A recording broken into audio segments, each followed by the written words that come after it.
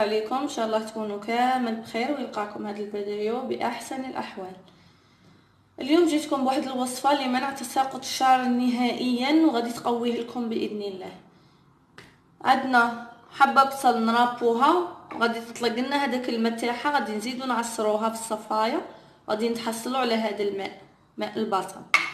عندنا حبه بيض، عندنا زيت الزيتون، غادي نحطوا هذاك الماء تاعنا تاع البصل، نزيدوا عليه هذيك الحبه تاع البيض،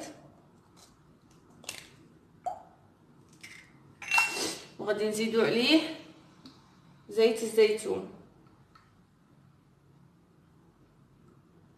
5 ملاعق كبار هكا، وغادي نخلطوه.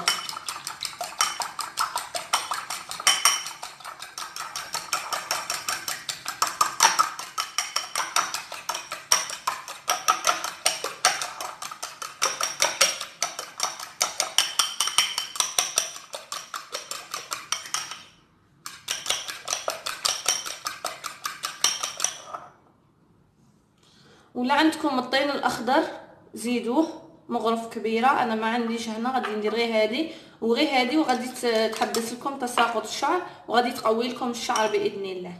غادي تقضبوها وتشمخوا الشعر تاعكم، وغادي ديروا سيلوفان ولا بورصه ولا حاجه، وغادي تغطوا الشعر تاعكم بها، تخلوها من نصف ساعه الى ساعه، ساعه ونص، على حسب ما تكملوش لكم. وغادي تدخلوا تدوشوا باذن الله، غادي يحبس تساقط الشعر وغادي تدعوا لي ان شاء الله.